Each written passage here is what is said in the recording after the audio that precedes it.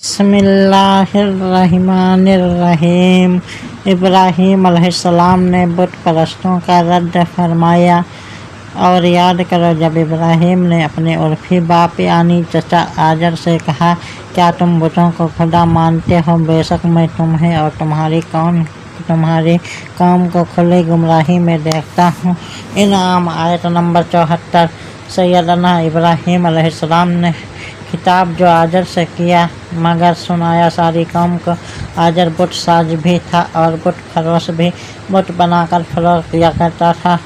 آزر تمام مشرکوں کا سردار تھا۔ اس کے درست ہو جانے سے دوسروں کے درست ہو جانے کی امید تھی۔ تبلیغ پہلے اپنے گھر سے شروع کی جائے پھر دوسروں کو۔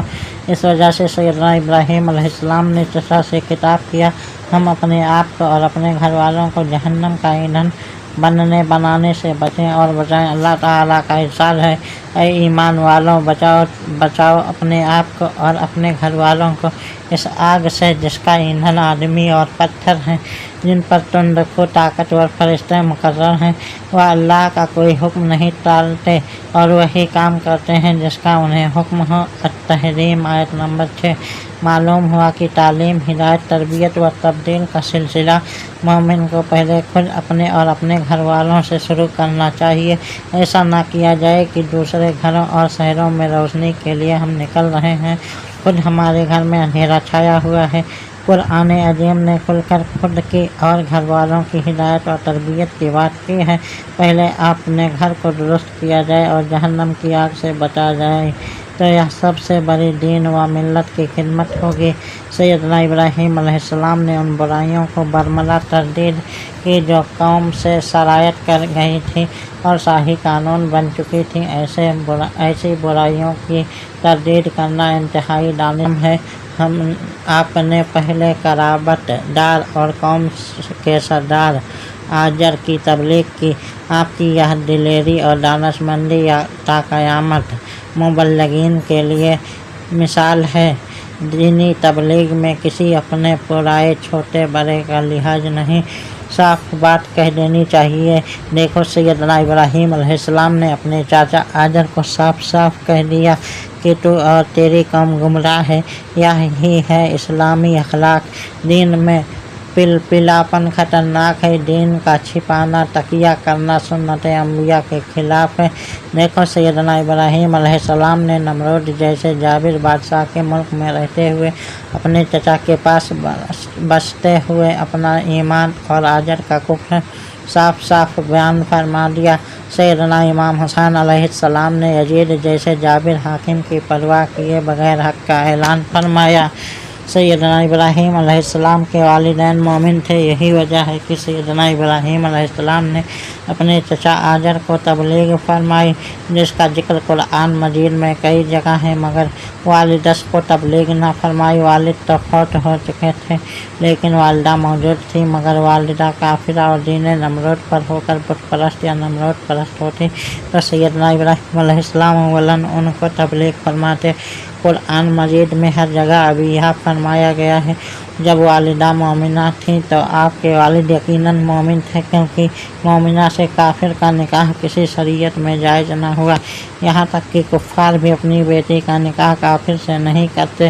سیدنا ابراہیم علیہ السلام نے اپنے چچا آزر اور اپنی قوم کے ساتھ بت پرستی کے ابطال اور توحید کے احقاق پر جو مناظرہ کیا، اس کا اللہ تعالیٰ نے ذکر فرمایا تاکہ اس سے مشرکین عرب کے خلاف استدلال کیا جائے، کیونکہ تمام مذاہب اور ادیان کے ماننے والے ان کی فضیلت اور بزرگی کا اعتراف کرتے تھے اور سب ان کی ملت کی طرف انتساب کے دعویدار تھے۔ یہود و نصارہ اپنی ملت کی اتباع کے مدعی تھے اور مشرکین عرب اپنے آپ کو سیدنا ابراہیم علیہ السلام کی اولاد کہتے تھے، اس لیے ان کی شخصیت اور سیرت سب پر حجت تھی۔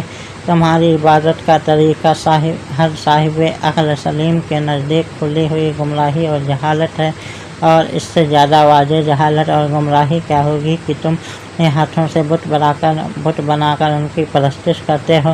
معبود تو ہو سکتا ہے جس میں یہ 16 صفات ہیں کبیاں ہوں۔ نمبر 1، خالقیت، नंबर 2 रज्जाकियत, नंबर 3 जिंदा कर सकना, नंबर 4 मुर्दा कर सकना, नंबर 5 मुक्तदिर होना, नंबर 6 मुआक़िब यानी नाफरमान को अजाब दे सकना, नंबर 7 मसीब होना, नंबर 8 इस्तिग़ना, नंबर 9 अगना यानी गनी कर भी सके, नंबर 10 समदियत, नंबर 11 मालकियत अजलिया, नंबर 12 आलमियत, तमाम आलमीन के जर्रे जर्रे को जानना पहचानना, नंबर 13 तमाम असबाब का मालिक होना, नंबर 14 मुहैया होना, नंबर 15 नेस्त से हस्त मादूम को मौजूद कर सकना, नंबर 16 गालिब होना। अगर आजर सैयदना इब्राहीम अलैहिस्सलाम का बाप होता तो आप उससे इस कदर सख्ती और शिद्दत से बात ना करते और इस कदर इहानत आमेज कलाम ना फरमाते। लिहाजा साबित हुआ कि आजर आपका बाप नहीं चचा था, क्योंकि माँ बाप अकीदे काफिर होंगे, मगर उनसे गुफ्तगू नरम और तबलीग नरमी से करनी चाहिए। इमाम इब्ने जरीर और इब्ने अबी हातिम ने बयान किया है कि हज़रत सुलेमान तईमी ने व इजकला इब्राहीम ले अबी है आजर पढ़ा और कहा, मुझ तक यह खबर पहुँची है कि यह कलिमात सख्त हैं और यह शदीद तरीन कलिमात हैं जो सैयदना इब्राहीम अलैहिस्सलाम ने अपने चचा आजर को कहे। तफसीर इब्ने कसीर। इस आयत करीमा से अरब के मुशरिकीन पर हुज्जत कायम हो गई, क्योंकि उनमें से कई हज़रत इब्राहीम अलैहिस्सलाम को मुअज्जम जानते थे, उनकी फजीलत के मुतरिफ थे। उन्हें बताया जा रहा है कि हज़रत इब्राहीम अलैहिस्सलाम बुत परस्ती से मना फरमाते थे और तुम बुत परस्ती को बहुत बड़ा ऐब और गुमराही समझते थे। तुम उनकी अजमत को मानते हो तो बुत परस्ती छोड़ दो।